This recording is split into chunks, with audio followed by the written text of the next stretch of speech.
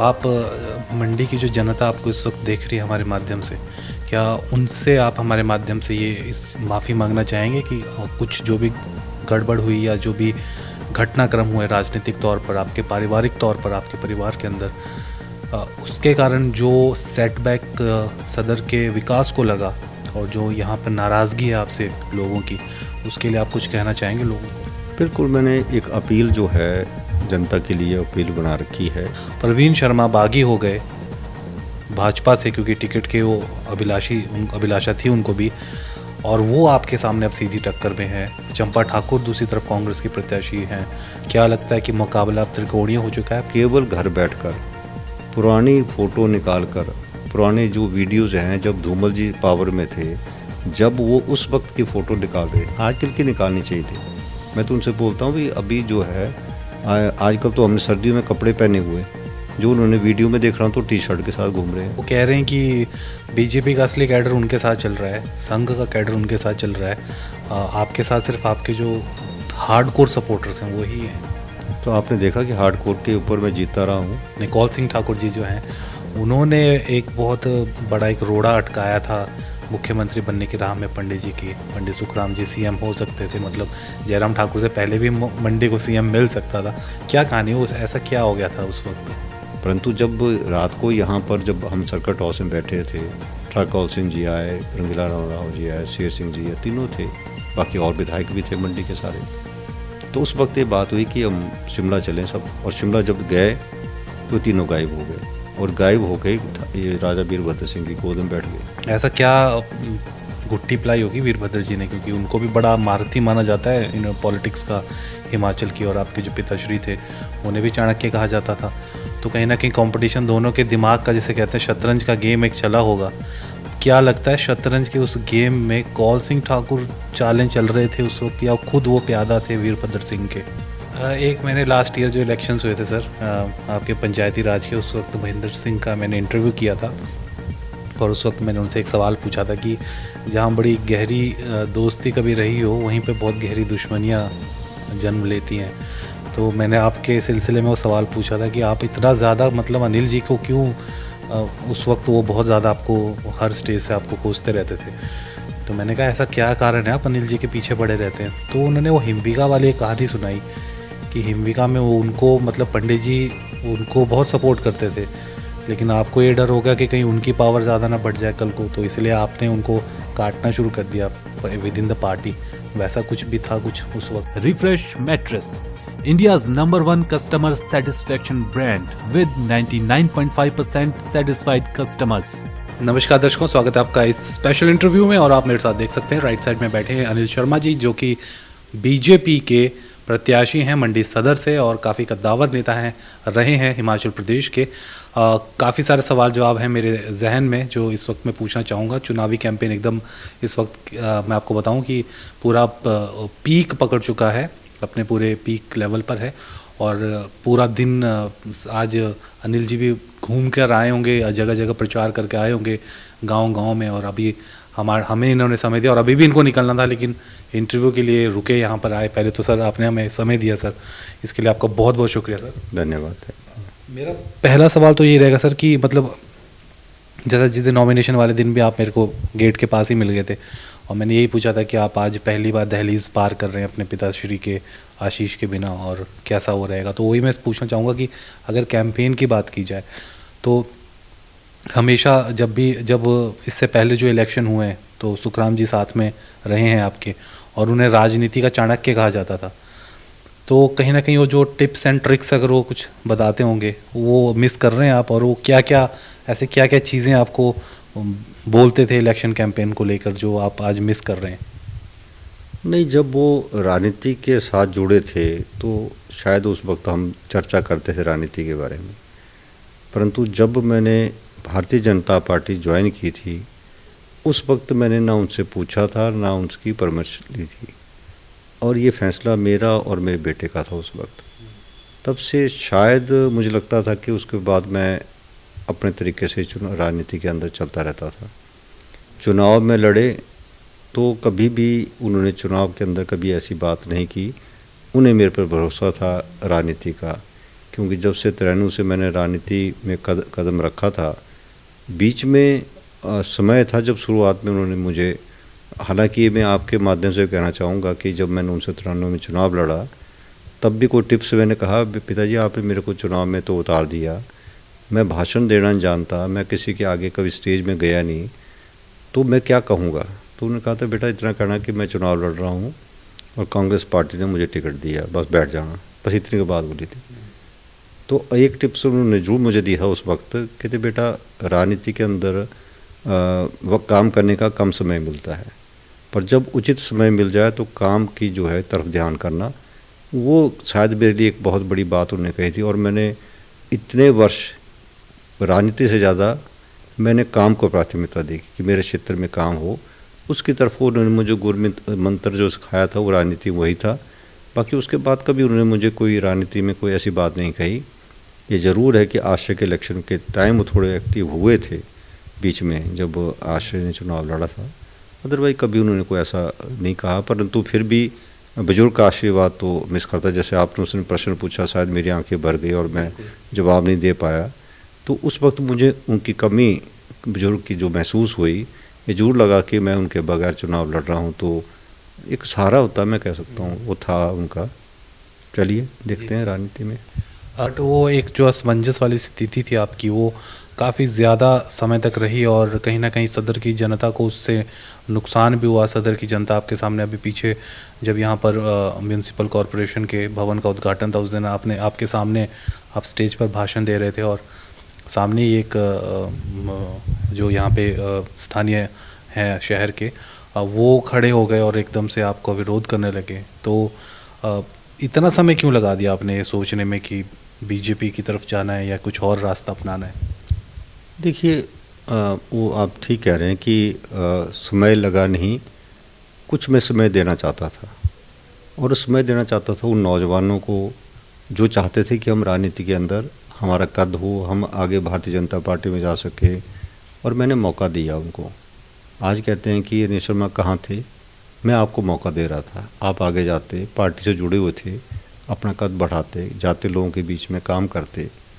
और जो आप कहते हैं कि एक बाप के मन में था, शायद कांग्रेस में मेरे बेटे का भविष्य मुझे नज़र आ रहा था कि वो शायद उसमें कोई भविष्य हो मेरे बेटे का, परंतु चुनाव के अंतिम दिनों के अंदर मैंने महसूस किया कि मुझे क्या चुनना चाहिए, क्या बेटे का भविष्य चुनना चाहिए, जो क्योंकि आपने देखा कि कांग्रेस के अंदर बाप को भी टिकट मिल जाता तो बेटी को मिल जाता, और यदि माँ को मिलता तो बेटे को मिल जाता है।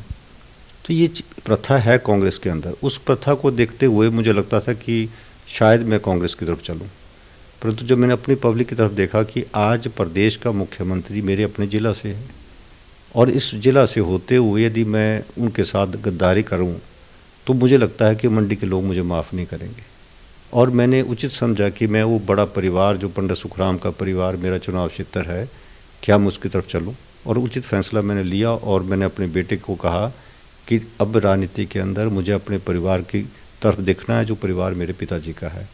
तो मैंने उसकी तरफ फैसला लिया और बेटे ने भी स्वीकार किया कि हाँ, ये फैसला पिछले में जो मेरे द्वारा लिया गया था, उस फैसले से शायद हमारे परिवार को नुकसान भी हुआ है, राजनीतिक तौर पे भी नुकसान हुआ है, तो जो फैसला आप लेंगे मैं उसके साथ चलूँगा।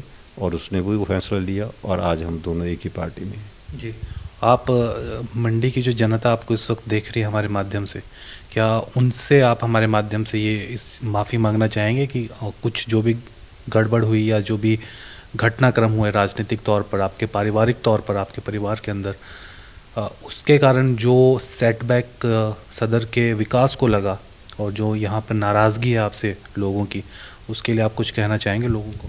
बिल्कुल, मैंने एक अपील जो है जनता के लिए अपील बना रखी है। उस अपील के माध्यम से मैं सोशल मीडिया में भी डालूँगा और प्रिंट मीडिया के माध्यम से भी मैं सर्कुलेशन में करूँगा।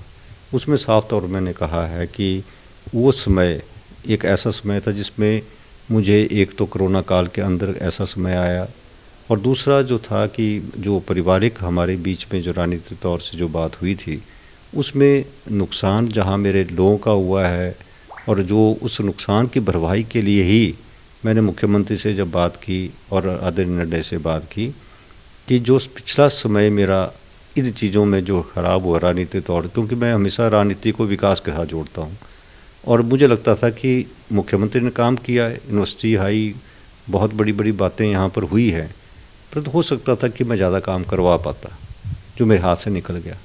उसकी भरपाई के लिए मैंने कहा कि मुझे उचित मौका मिले, आगे का जो मेरे दिमाग में मंडी शहर के लिए मेरे चुनाव क्षेत्र किए, मेरा वहाँ पर जो थोना प्लांट प्रोजेक्ट जो हमारा पावर प्रोजेक्ट 191 मेगावाट का है, उसको मैं जल्द से जल्द शुरू करूं और उसके लिए मुझे उनका आश्वासन मिला है। तो मुझे लगता है कि पिछली भरपाई मैं बहुत जल्द कर पाऊंगा। इसी आश्वासन के साथ मैं जनता के बीच में जा रहा हूं। प्रवीण शर्मा का अपना एक होल्ड रहा है बीजेपी में, मतलब काफ़ी ज़्यादा पदों पे वो काम कर चुके हैं और मतलब उनको बीजेपी की इलेक्शन कैंपेनिंग कैसे की जाती है, आईटी सेल कैसे काम करता है, वो सारा कुछ पता है। प्रवीण शर्मा बागी हो गए भाजपा से क्योंकि टिकट के वो अभिलाषा थी उनको भी, और वो आपके सामने अब सीधी टक्कर में है। चंपा ठाकुर दूसरी तरफ कांग्रेस की प्रत्याशी हैं। क्या लगता है कि मुकाबला अब त्रिकोणीय हो चुका है? प्रवीण शर्मा जो हैं, क्योंकि वो भी शर्मा है, आप भी शर्मा है, तो कितनी बड़ी चुनौती आपके लिए बन सकते हैं, खासकर उस दौर में जब एंटी इनकम्बेंसी भी कहीं ना कहीं आपके खिलाफ वो सारी चीज़ें जो है उनके कैंपेनिंग मैंने देखी है, वो मंडी मांगे परिवर्तन और उस प्रकार की बातें चल रही हैं, तो कितनी बड़ी चुनौती मान रहे हैं आप प्रवीण शर्मा को? देखिए, चुनाव के अंदर तो आप कुछ कैलकुलेशन नहीं कर सकते हैं, परंतु मैं उनको चुनौती तब मानूं जब उन्होंने लोगों के काम कर किए हों, या लोगों के अंदर केवल आईटी सेल चलाने से आप लोगों के दिलों को जीत नहीं सकते। कि मैं आईटी सेल को मुझे मालूम नहीं, मैं ज़्यादा इसका सोशल मीडिया में होता नहीं हूँ, कभी आपने देखा नहीं 5 साल मेरा फ़ोटो कहीं होगा। अब चुनाव के अंदर मेरा फ़ोटो लग रहा है ना, मुझे आईटी सेल पे ज़्यादा ये है, क्योंकि आईटी सेल के साथ कुछ लोग नौजवान जुड़े होंगे जो इस बात को महसूस कर सकते हैं। और आपने खुद कहा कि वो आईटी सेल में एक्सपर्ट हैं, और इस तरीके से वो केवल घर बैठकर पुरानी फ़ोटो निकाल कर, पुराने जो वीडियोज़ हैं जब धूमल जी पावर में थे, जब वो उस वक्त की फ़ोटो निकाल रहे, आजकल की निकालनी चाहिए थी। मैं तो उनसे बोलता हूँ भी अभी जो है आजकल तो हमने सर्दियों में कपड़े पहने हुए, जो उन्होंने वीडियो में देख रहा हूँ तो टी शर्ट के साथ घूम रहे हैं। तो इसका मतलब है कि पुरानी वीडियो को आप जो है लोगों पे एक इम्प्रेशन करने का कोशिश कर रहे हैं। केवल आईटी सेल से ही चुनाव लड़ा नहीं जाएगा। लोग इस बात को विश्लेषण करते हैं कि पार्टियों के साथ कार्यकर्ता जुड़े हैं, और कार्यकर्ताओं के साथ ही यदि मुकाबला होगा तो भारतीय जनता पार्टी और कांग्रेस के बीच में होगा। और जो बात आपने ये कहा है, तो मेरे से पहले तो हरीश शर्मा जी भी चुनाव लड़ा था, वो भी भारतीय जनता पार्टी से जो है कैंडिडेट थे वहाँ से, उन्होंने भी चुनाव लड़ा। तो उनका देख लिया आपने कि वो आज कहाँ हैं, कैसे उनको है। तो मुझे इस बात का कोई डर नहीं है, और मुझे लगता है कि वो अपने हिसाब से चलते रहें, और मैं उसको बेस्ट ऑफ लक बोलूँगा। और क्या कह सकूँ। वो कह रहे हैं कि बीजेपी का असली कैडर उनके साथ चल रहा है, संघ का कैडर उनके साथ चल रहा है, आपके साथ सिर्फ आपके जो हार्डकोर सपोर्टर्स हैं वही हैं। तो आपने देखा कि हार्डकोर के ऊपर मैं जीता रहा हूँ, तो इसको पता होना चाहिए कि हार्डकोर मेरे साथ हैं। तो हार्डकोर तो हमेशा रहेगी। और पिछली बार जब भाजपा से लड़ा था तो मेरा हार्डकोर ही मेरे साथ था। उस वक्त ना डी ठाकुर जी थे, ना कन्हैया लाल जी कहीं सामने आए, कोई बड़े बड़े जो नेता जिनका नाम ले रहे हैं आप, क्या उस वक्त थे?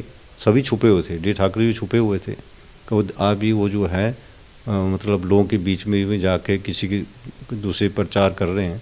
तो मुझे लगता है कि इस तरीके से मुझे जो मेरा हार्डकोर है, वो हार्डकोर के ऊपर ही मुझे विश्वास है। ज़्यादा चुनौती क्या लग रहा है आपको इस वक्त, चंपा ठाकुर से मिल रही है आपको कि प्रवीण शर्मा से? क्योंकि प्रवीण शर्मा आपके साइड के वोट काट सकते हैं, आपकी जो मतलब जो भाजपा के वोट हैं। मुझे नहीं लगता कि वो जिस तरीके से वो बात कर रहे हैं, हार्डकोर के जो लोग हैं, जो बीजेपी के हैं, वो क्यों बाहर जाएंगे? सबसे बड़ी बात है कि जो हार्डकोर हैं, जिन्होंने बीजेपी को संजोया है, उनके साथ चले हैं। आज मुझे लगता है कि और जो कुछ हार्डकोर जो आप कह रहे हैं, वो तो एक तरह से प्रचार है उनका, किस तरीके से एक हवा बनाने के लिए। और जो हार्डकोर है तो उनके साथ खुल के चले। और मैं कहता हूँ भाई आपको उनको ये कह देना कि वो बीच से करेंगे, तो मैं कह रहा हूँ उनको कहता हूँ कि उन हार्डकोरों को अपने साथ जो ले जाके कहीं जनता के बीच में ले जाएं, तो पता लगे भाई हार्डकोर कौन उनके साथ चल रहे हैं, तो पता लगे। और मैं उनको ज़्यादा महत्व इसलिए देना चाहता क्योंकि वो आपने खुद कहा कि सोशल मीडिया के एक्सपर्ट हैं और सोशल मीडिया से चुनाव लड़ना चाहते हैं, तो मुझे उनसे ज़्यादा कोई चेतावनी की बात लगती नहीं है। अब एक बात मैं एज अ जिसे कहते हैं ना कि मैंने हमेशा अपनी इंटरव्यूज़ में कही है कि सीनियर लीडर से काफ़ी कुछ हिस्ट्री भी साथ जानने मिल जाती है, कुछ नया कुछ निकल के आ जाता है। तो वो चीज़ मैं ज़रूर जानना चाहूँगा। एक बार आपने बात की थी मेरे से ऑफ द रिकॉर्ड की ये अपने कौल सिंह ठाकुर जी जो हैं, उन्होंने एक बहुत बड़ा एक रोड़ा अटकाया था मुख्यमंत्री बनने की राह में पंडित जी की। पंडित सुखराम जी सीएम हो सकते थे, मतलब जयराम ठाकुर से पहले भी मंडी को सीएम मिल सकता था। क्या कहानी उस ऐसा क्या हो गया था उस वक्त? देखिए, मैंने कई जगह इस बात को कर रहा हूँ कि आज हमें जो एक दर्द है हमारे सीने में, कि हम उसको लगता है कि बहुत बड़ी एक अचीवमेंट हमारी जो 1993 में मिल सकती थी। मैंने आपसे पहले कहा कि मैंने चुनाव लड़ना नहीं चाहता था। मेरे पिताजी ने कहा कि आपको चुनाव लड़ना है, आप जैसे ही मैं मुख्यमंत्री बनूंगा आपने रिजाइन कर देना, क्योंकि मैं राजनीति में मेरा कोई इंटरेस्ट था नहीं, कभी राजनीति में मैं आना नहीं चाहता था। तो केवल मुझे ऊपर से नरसिम्हा राव जी प्रधानमंत्री थे, उन्होंने कहा भी अपने बेटे को चुनाव लड़ाएं और बाद में आप उससे रिजाइन करके आप वहाँ से चुनाव लड़ लें। केवल उसी चक्कर में मैंने चुनाव लड़ा। और आपको याद होगा कि उस वक्त 10 की 10 सीटें जो है कांग्रेस ने मंडी से जीती। और मुझे याद है उस टाइम ठाकुर कौल सिंह, रंगेरा राम जी और एक हमारे सुंदरनगर से एमएलए हुआ करते थे, सभी आगे स्टेज पे खड़े हो गए, हाथ का ऊपर का कि हमारा समर्थन पंडित सुखराम जी को, हमें वोट दीजिए। और लोगों ने दिल खोल कर जो है मंडी के नाम पे, मुख्यमंत्री के नाम पे, जो आज 10 की 60 सीटें भाजपा की है वो 10 की 60 कांग्रेस की हुई थी 93 में। परंतु जब रात को यहाँ पर जब हम सर्किट हाउस में बैठे थे, ठाकुर कौल सिंह जी आए, रंगीला राव जी आए, शेर सिंह जी आए, तीनों थे, बाकी और विधायक भी थे मंडी के सारे। तो उस वक्त ये बात हुई कि हम शिमला चलें सब, और शिमला जब गए तो तीनों गायब हो गए, और गायब हो गए ये राजा वीरभद्र सिंह की गोद में बैठ गए। 22 विधायक हमारे पास थे, 25 विधायक जो थे राजा वीरभद्र के पास थे। तो 3 विधायकों की वजह से उस वक्त 1993 में हमें जो है एक मंडी को मुख्यमंत्री मिल सकता था। और पंडित सुखराम यदि मुख्यमंत्री बन गए होते तो मैं समझता हूँ जो दूरदर्शी उनके अंदर थी, हमारे इस हिमाचल का नक्शा कुछ और होता। तो मैं इसलिए कहना चाहता हूँ कि हमने बहुत कुछ खोया है, और जो गद्दारी इन्होंने की है, ये मंडी के लोग ही इनको देखेंगे इस तरीके से मंडी के लोगों के साथ इन्होंने गद्दारी की है। मैं वही कारण मेरे को लगा कि मैं कहीं मंडी के साथ गद्दारी तो नहीं कर रहा हूँ कि मैं यदि कांग्रेस में चला जाऊँ। कांग्रेस से कहते टिकट की मांगने के लिए कांग्रेस के अलका लांबा जी कह रही थी, मैं उनको सुन रहा था कि टिकट मांगने हमारे पास जो है दिल्ली में अनिल शर्मा जी आए। अलका लांबा जी आपको तो पता, हाँ, तो अलका लांबा जी आपको पता राजनीति की अभी पता नहीं है, आप हिमाचल की राजनीति को इतना ज़्यादा जानते नहीं है, क्योंकि ये कांग्रेस के लोग थे।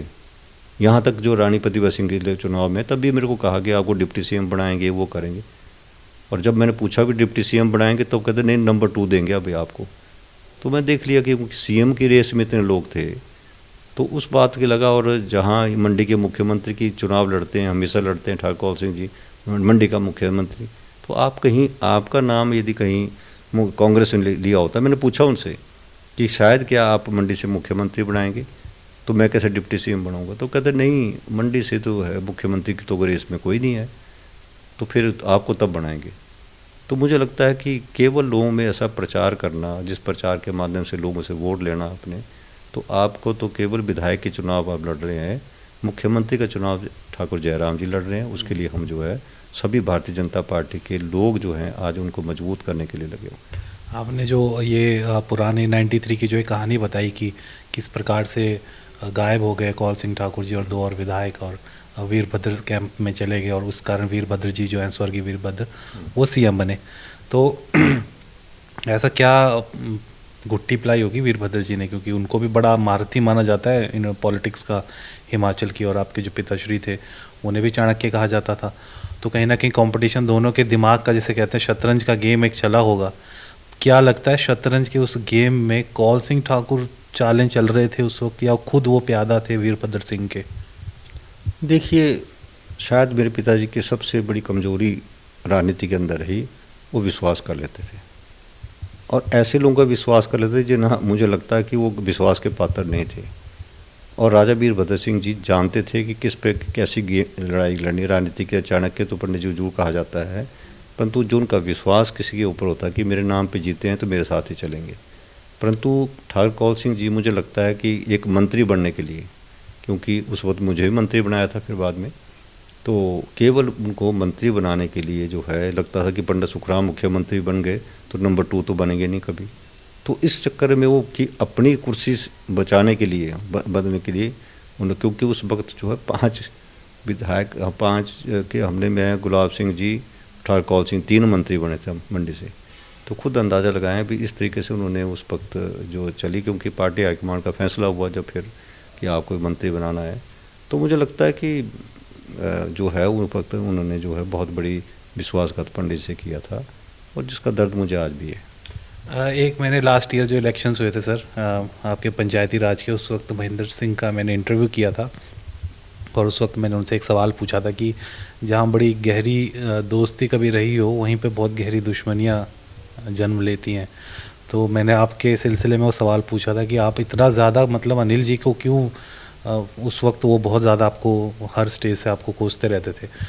तो मैंने कहा ऐसा क्या कारण है आप अनिल जी के पीछे पड़े रहते हैं। तो उन्होंने वो हिमविका वाली एक कहानी सुनाई कि हिमविका में वो उनको मतलब पंडित जी उनको बहुत सपोर्ट करते थे, लेकिन आपको ये डर हो गया कि कहीं उनकी पावर ज़्यादा ना बढ़ जाए कल को, तो इसलिए आपने उनको काटना शुरू कर दिया विद इन द पार्टी। वैसा कुछ भी था कुछ उस वक्त, और उनके साथ कैसे संबंध रहे आपके महेंद्र सिंह के? अब तो खैर वो भी एक तरीके से रिटायर हो चुके हैं अब पॉलिटिक्स से, चुनावी राजनीति से, तो अब आप हैं तो कैसे याद करेंगे उस समय को? देखिए, मैंने कभी झूठ बोल के राजनीति नहीं की, ना मैं झूठ बोल कर राजनीति करता हूँ। ये मैंने उनको कहा कि मैं एक राज्यसभा का सांसद चुन के चला गया हूँ। हालांकि उस वक्त हमारे जो धूमल जी मुख्यमंत्री थे, उन्होंने पंडित जी को कहा कि आप ऐसे करें, अनिल को यहाँ पर मंत्री बना दें, आपको हम राज्यसभा भेज देते हैं। तो पंडित सुखराम जी के, क्योंकि उस वक्त महेंद्र सिंह जी बहुत नज़दीक थे, और ये भी पूछे यदि मेरे को प्राथमिकता दी होती तो बड़े बड़े डिपार्टमेंट जो आज भी 3-4 से बड़े बड़े डिपार्टमेंट उस टाइम जो है हमारे उस टाइम के को दिए गए थे, तो वो चीज़ें नहीं थी उनके दिमाग में। कहाँ से बैठ गई बात कि अनिल शर्मा को जो है, मैं तो राज्यसभा में था, राज्यसभा का सांसद था, परंतु राजनीति में वो क्या कहते हैं मुझे उस बात को नहीं कहना चाहता हूँ। आज वो चुनाव नहीं लड़ रहे हैं, परंतु गलतफहमी, हालांकि मैंने कहा कि मैं कहाँ, ना मैं शिमला आता हूँ, ना मेरे कोई ऐसा विचार है, और ना मैं कभी मतलब यहाँ कैबिनेट में राज्यसभा में हूँ बाहर। तो उनके दिमाग में किसने डाली बात मुझे नहीं मालूम, पर गलतफहमी उनके दिमाग में हमेशा रही। उनको कभी भी ऐसा इंस्टांस बताया जहाँ पिताजी ने मेरे को प्राथमिकता के ऊपर लाया था। ये जरूर है कि जब मेरे पिताजी के ऊपर कुछ ऐसे केसेस की वजह से पार्टी से उन्होंने जो है अध्यक्ष के रिजाइन दिया था, तो मुझे पार्टी का अध्यक्ष बनाया गया थोड़े समय के लिए। उसके बाद पार्टी टूट गई हमारी, जो कई हम कोई कांग्रेस में चले गए, वो भाजपा में चले गए। तो ऐसा कुछ नहीं है कि ना मेरे मन में कोई बहुत बड़ी सोच होती है कि मैं बहुत ऊंचाइयों में जाऊँ, ना उस टाइम थी ना आ जाए। मैं काम करने में विश्वास करता हूँ, और कुदरत में जब भी मौका लगेगा तो वैसे काम करने का प्रयास करता रहूँगा आगे भी। आज कैसे रिलेशन है उनके साथ अभी, महेंद्र जी के साथ आपके?